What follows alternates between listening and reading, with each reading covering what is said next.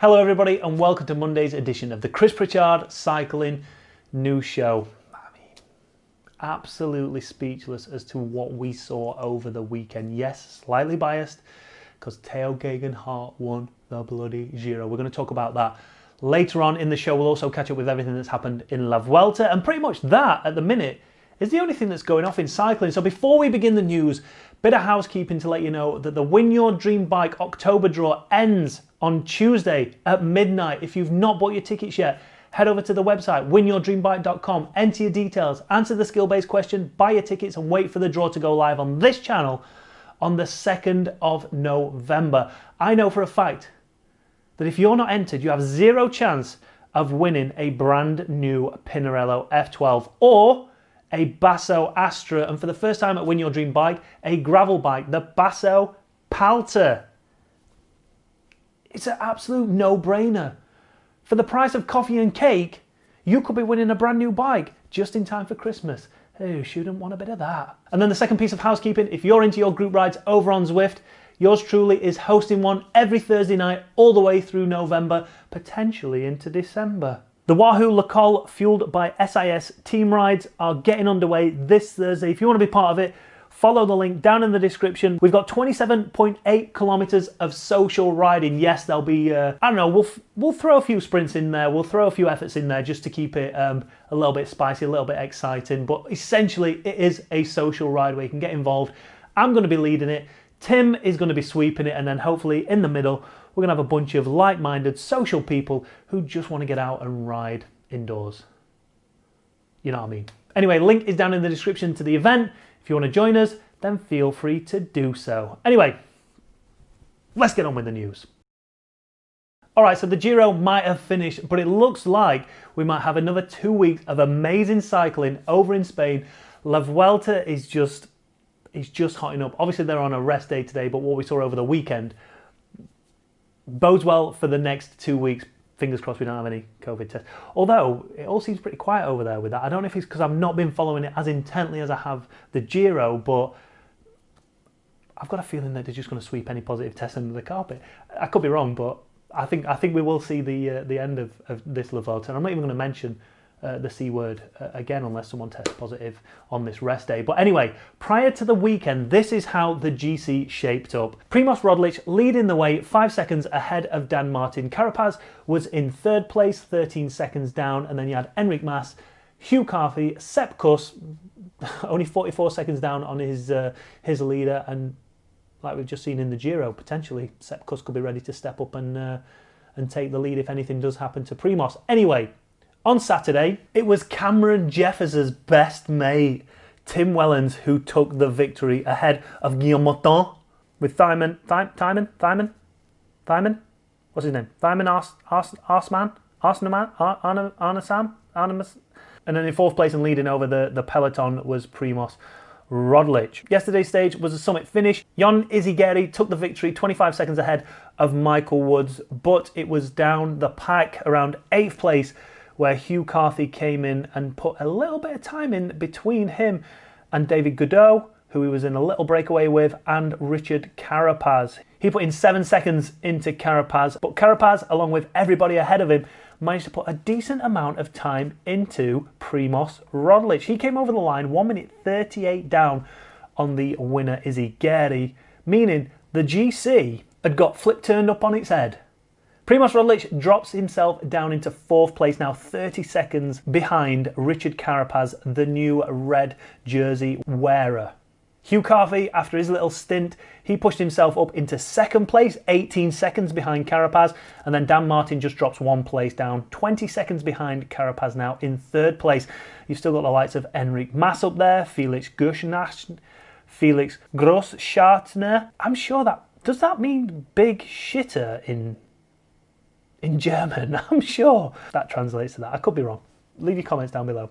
Marc Soler is in 7th place. Chavez still there in 8th. David Dela Cruz in 9th. Alejandro Valverde in 10th. So Primož Roglič ends up losing the lead of La Vuelta at stage 6. And it appears that this whole Rain Cape saga is spreading from Italy over into Spain. Now, if you saw the stage at the Stelvio, stage 18 of the Giro, both Jai Hindley and Wilco Kelderman had trouble getting on their rain jackets at the top of the Stelvio. Neither of them managed to do it properly. You had Jai Hindley, who I didn't think zipped his jacket up properly. He might have got it done eventually, but Wilco Kelderman ended up throwing his jacket away because he couldn't get it zipped up in time. And it appears that Primož Roglič had exactly the same trouble. Over on Cycling News, they lead with the headline saying, "Rain jacket mistake ends Roglič lead in La Vuelta España." So after the race, Roglič said, So in the descent of the penultimate climb, I had problems with my clothes. So we were a bit too far back when peloton broke. We had to pull our total stops to get back. Eventually, we managed to do that. But on the final climb, I had not much left in my legs to counter the attacks. We have given everything. Sometimes you win some, sometimes you lose some. Today we lost some. The Vuelta is not over yet, and we will continue to fight until Madrid. Now, sports director for Jumbo-Visma was a little less forgiving with his explanation, blaming pretty much the whole team on Primož Roglic's situation. He said, "As a team, we were able to solve the situation, but we couldn't do more than that. That's a pity. Today was a bad day. The race is far from over. There are plenty of opportunities to come, and we will, of course, keep fighting to the end." Primož had to take a rain jacket at the top of the climb, but he couldn't put it on, and he couldn't close it. It was very cold. When he did, he was too far back in the bunch, and Ineos attacked on the descent, and the bunch split. He was dropped. It was a big pity and a collective mistake from us. At that point, you can't drop back, but it happened, and it took a big effort to bring him back. In the end, we lost some time, and it was a bad day. Attacks like that can happen, and we should be aware of that. And we know that Ineos will take every opportunity to attack.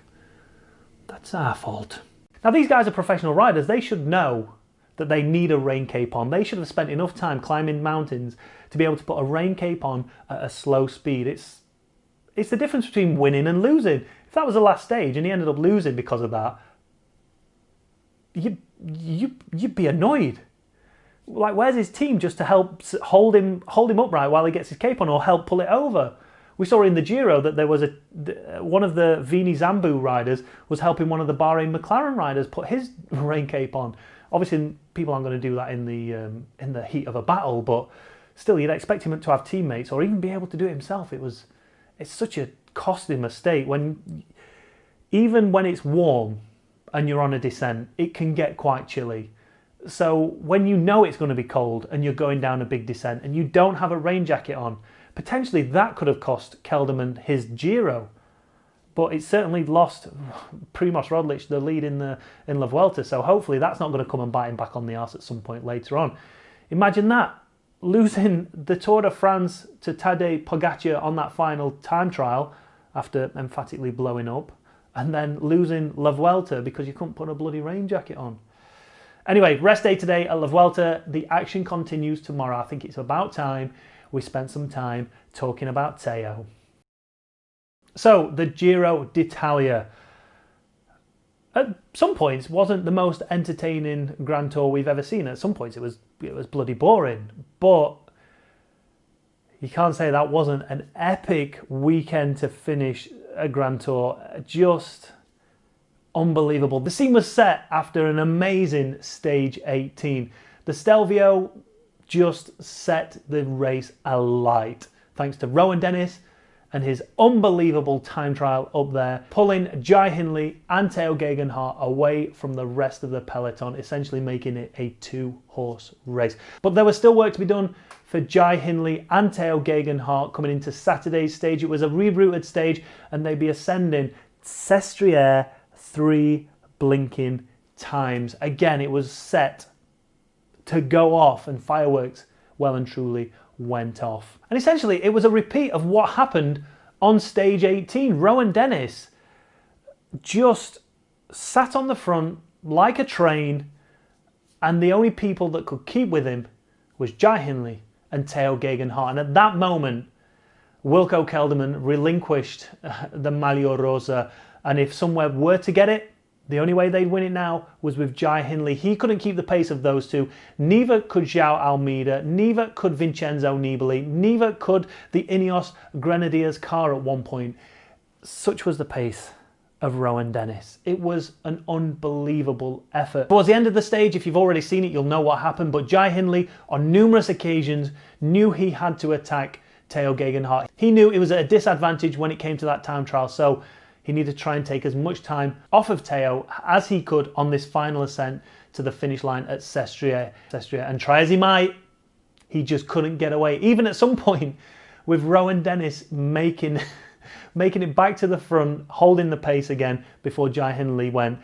And to be fair, it looked like Theo was right on the limit. It looked like he potentially might crack at any point, especially on that second ascent. He didn't look as... But every time Jai attacked, Theo was on his wheel. And eventually coming over the line, it was a reverse of stage 18. Theo Gegenhardt took the victory with Jai Hindley in second place. What it meant was that both riders going into the final stage were tied on time. Leave your comments down below if that's ever happened before. I can't be bothered to research it. It'll take too long. But I don't think that's ever happened before. Two leaders heading into the final time trial on the same time. Now, let me throw this question out to you. Let's pretend that this is the Tour de France. The final stage is the procession into Paris. What would happen?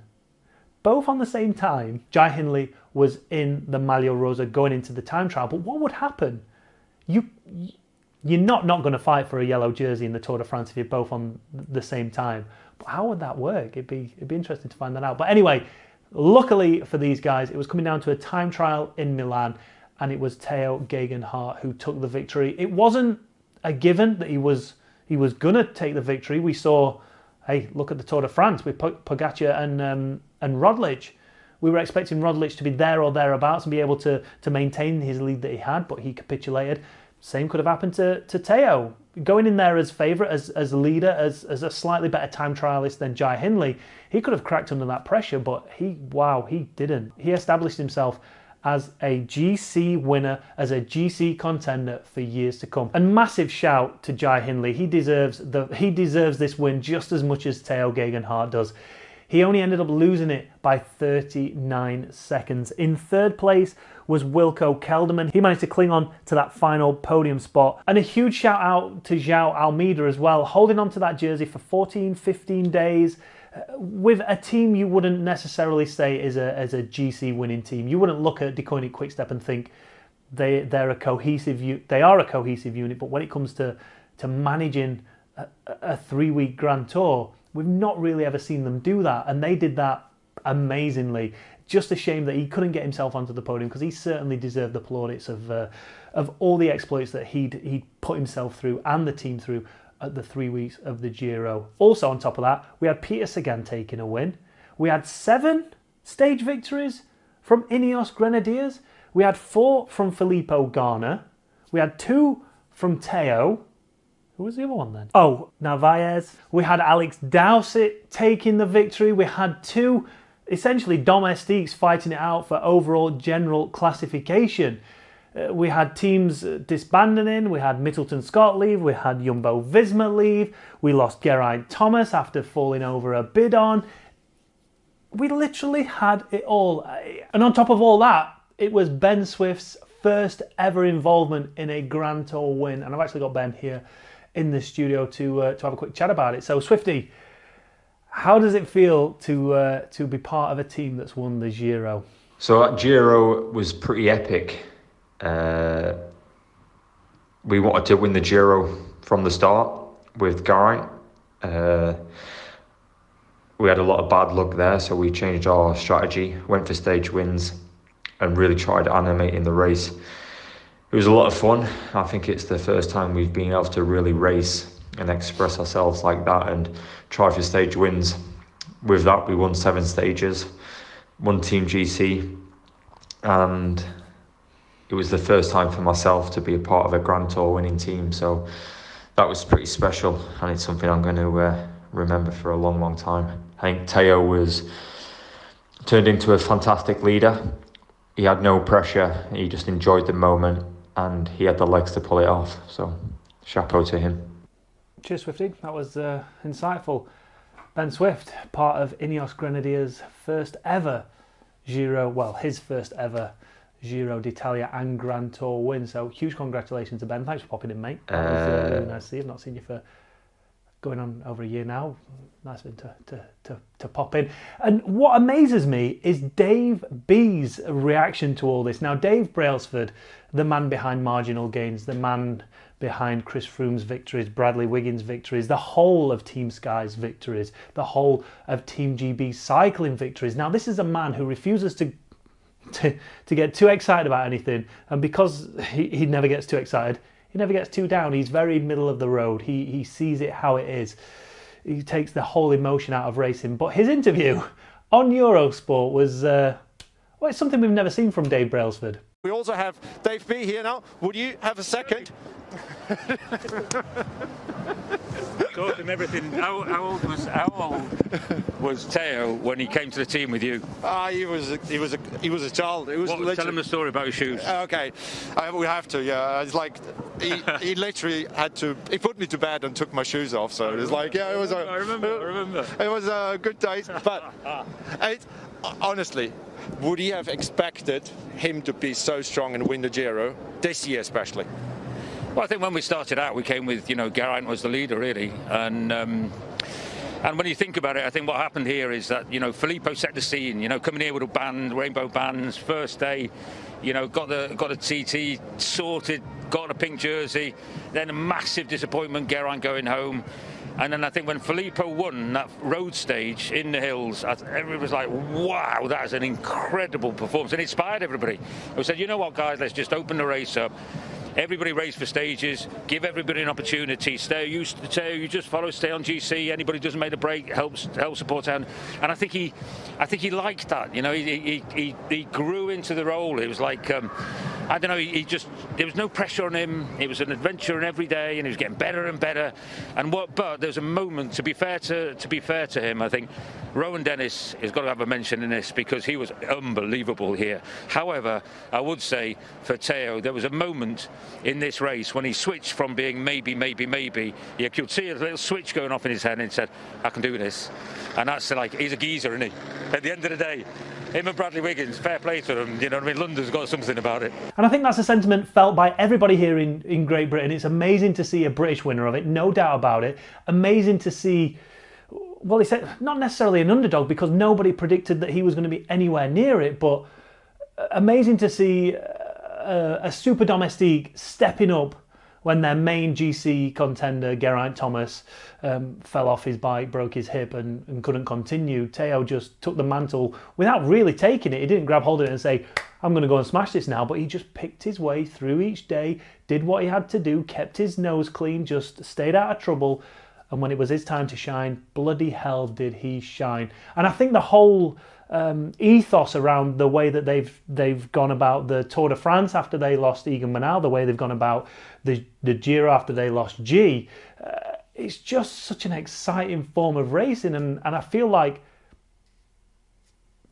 not necessarily the years have been wasted with Team Sky and what they did, but it's a hell of a lot more fun watching this racing and being part of this racing than it is that old style riding defensively, riding at a specific wattage, taking the emotion out of it, taking the spirit out of it.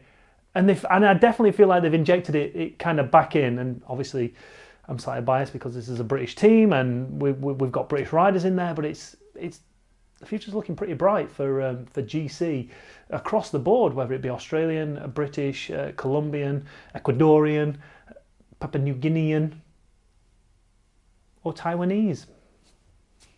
Anyway, that's your lot for today. Leave your comments down below on everything we've spoke about. How excited were you when you saw Teo Geoghegan Hart take the victory at the Giro d'Italia, or could you not give a monkey's ass because you're not British and you hate Ineos Grenadiers? Leave your comments down below. Make sure, if you've not done already, hit that like button, hit that subscribe button. If you dislike the video for whatever reason, hit that dislike button, and I'll see you on the other side of never. See you tomorrow. Bye.